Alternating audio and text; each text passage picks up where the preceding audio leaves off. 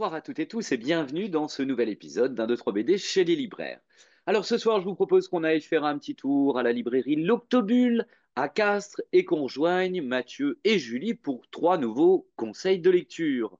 Je remercie tous mes partenaires, toutes les librairies qui me suivent. N'hésitez pas à vous abonner à la chaîne YouTube Trait pour Trait BD et à me suivre sur tous les réseaux sociaux, bien sûr. Ce week-end, je suis à Amiens. Allez, on retrouve Mathieu et Julie pour 3 nouveaux conseils de lecture. C'est parti. Salut Julie, salut Mathieu. Salut Salut! Christophe. Bon, vous attendez le soleil aussi à Castres? Je sais pas Avec si. impatience. Je crois qu'en métropole, tout le monde attend le soleil. Je crois bien, malheureusement c'est généralisé partout là, que de la pluie. Voilà. Voilà. Au Mais moins, on lit, on bouquine. Au moins, ça, voilà, ouais, c'est on fait la bien, ça cuisine. incite à lire des bandes dessinées, bien sûr. C'est ça, c'est exactement ça. Alors Julie, c'est toi qui commences par le premier conseil? Oui, ça, c'est mon chouchou. C'est sorti il y a 2 semaines maintenant chez Rue de Sèvres. Ça s'appelle Vert. C'est un roman graphique en un seul tome terminé. Ouais, Et on va suivre plusieurs personnages après une épidémie où il y a des végétaux qui poussent sur les humains. Et donc, on va suivre un clan qui se laisse aller par le merveilleux que ça procure de se faire phagocyter par les végétaux. Et on va avoir un autre clan qui va être vraiment anti-végétal et qui va vouloir limite boire du Roundup pour se débarrasser de cette nature qui phagocyte l'humain. Et on va avoir vraiment des petites tranches de vie magnifiques et merveilleuses, donc en noir et blanc sur le début.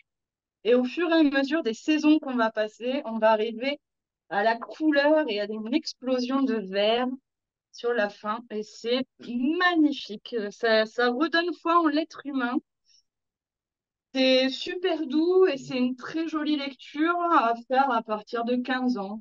Voilà. d'accord. Que je conseille Pas- vraiment pour toute la famille. En plus d'un très bel budget. Donc, c'est fait par Patrick Lacan au scénario et Marion Besançon au dessin, qui a mis 5 ans pour le faire. Et on voit le travail qui a été fait, vraiment, qui est assez fou. Que ce soit au niveau de la couleur ou au niveau du noir et blanc, il y a énormément de détails. Et c'est un régal. Des fois, on se retrouve dans des tableaux, voilà, partage. Et je conseille, c'est vraiment très, très beau. Et chez Rue de Sèvres. Chérie de Sèvres. Écoute, c'est marrant d'avoir ce passage du noir et blanc à la couleur, c'est pas courant finalement dans C'est les pas trop albums. commun, ouais. C'est pour ça. Puis c'est vrai qu'on est sur un dessin un peu typé manga sur certaines pages, hein, en noir et blanc. Et le fait que ça arrive à la couleur, ça va effacer totalement en fait ce côté justement qu'on a l'habitude de voir dans les mangas. Voilà, par exemple. Ouais, ouais, ouais, ça a l'air très beau ça. Et puis un Et virus écolo, c'est sympa finalement. finalement, ouais, voilà, c'est un peu la morale. C'est est-ce que finalement l'humain doit accepter sa propre nature et la nature autour de lui aussi et vivre en bonne intelligence. C'est vraiment très joli. Écoute, ça nous change un peu des dernières pandémies vécues.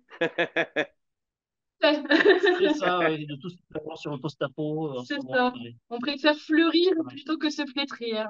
Oui, Oh, quelle belle image. Voilà. Alors Mathieu, alors ce moi, deuxième coup de ça cœur. sera pas en noir et blanc, c'est Sacrifice. C'est bourré de couleurs, donc chez Urban Indies, c'est un peu nos chouchous en ce moment. Donc, nous sommes dans un monde, alors mélange enfin, pas forcément de fantaisie, mais il y a d'autres races que les humains, avec des hommes-oiseaux, par exemple, où tout le monde vit en harmonie en priant les dieux, les différents dieux. Donc, ça ressemble quand même un peu à ce qu'on peut avoir dans les mythologies grecques ou nordiques. Et pour vivre dans cette harmonie, les gens sont obligés de faire un sacrifice important. Ils doivent tous sacrifier un de leurs enfants. Et Ouais. en échange, c'est ce qu'ils appellent la moisson. Et nous sommes dans une famille au début d'Homme Oiseau où justement l'aîné est sacrifié pour les dieux. Et justement, pour ne pas trop s'attacher à cet enfant, la famille l'a toujours laissé dans la grange. Voilà, donc on est dans la joie de vivre. Sympa, Voilà. ouais. C'est ça, ça commence très bien. Et en parallèle, on va suivre justement les dieux, avec Rokos, vraiment le dieu du soleil. On est vraiment sur des dieux, le dieu soleil, sa femme, ou plutôt future ex-femme de la lune. avec la fille qui commence à sentir le cramoisi dans la vie de couple des parents et qui commence à mettre son nez un peu partout. Donc on suit vraiment donc les dieux de leur côté, dans leur folklore, dans leur fête divine.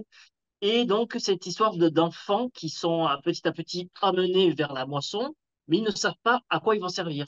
On sait qu'ils vont être sacrifiés, mais certains ont entendu comme quoi ils allaient servir de prophètes, d'autres qui allaient être dévorés. Donc, personne ne sait à quoi ils servent au final. Et est-ce que vraiment c'est obligatoire? Donc, forcément, à un moment du tome, on va découvrir ce qui va se passer, ce qui se trame. Et forcément, voilà, je ne voudrais pas trop en dire, je sens que je vais trop en dire. Ah oui, c'est Mais pour ça. voilà, c'est ça, Donc c'est ça, ça. c'est Mais c'est c'est le début d'une super, les série, ça, personnages sont Mathieu. charismatiques. Hum.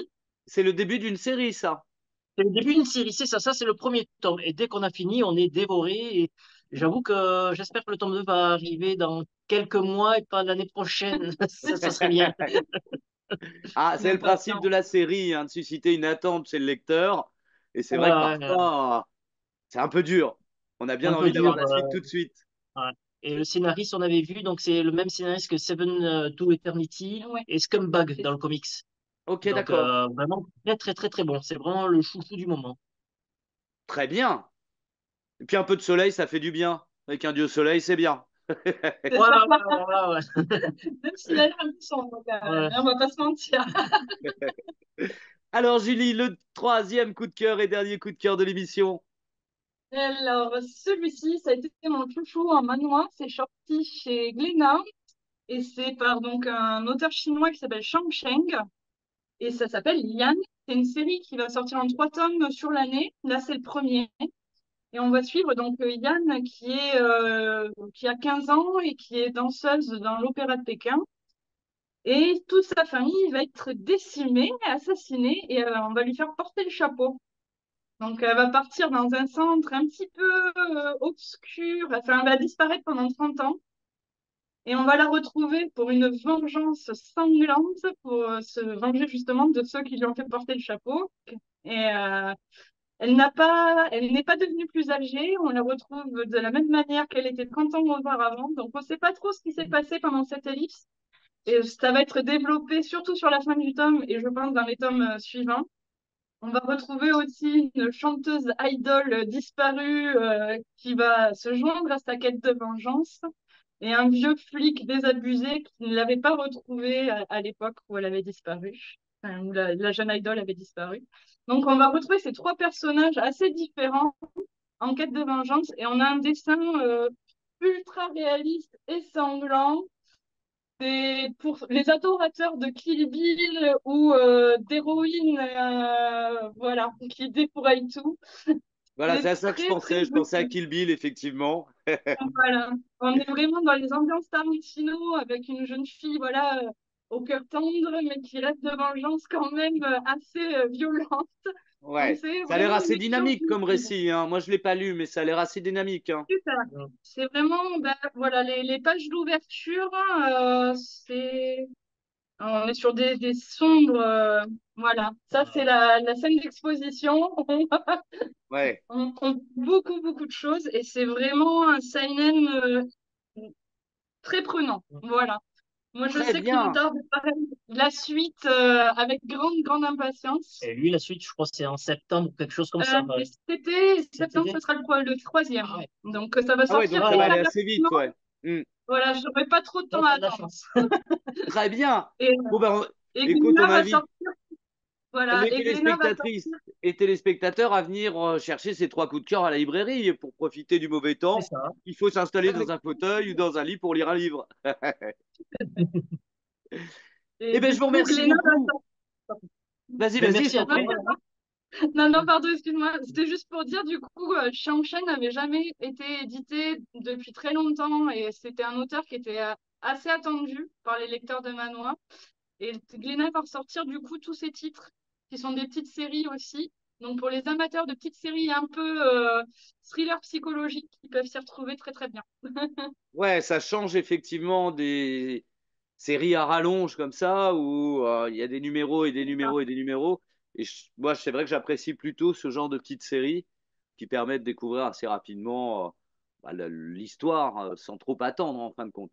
Et puis, bon, il C'est faut ça, rappeler que Glénat étant un éditeur historique du manga, Oui, exactement. le premier à avoir importé des mangas en France quand même, hein. C'est Et vrai. ça, c'était il y ouais, a ouais. pas mal de temps. Eh Oui, bien, je vous donc, remercie à vous deux pour ces 3 conseils de lecture. Et puis, Et avec plaisir. bah, je reviendrai vous voir peut-être au moment des beaux Bravo! jours, là, hein, Ouais, début de ouais, l'été. c'est ça, avec ouais. grand plaisir. Au moment de la canicule. Voilà, tout à fait, ça nous changera un peu. Oui. Eh ben, à Bon, très allez, bientôt en tout cas, et merci à vous. Allez, merci pour ça. salut! Bye.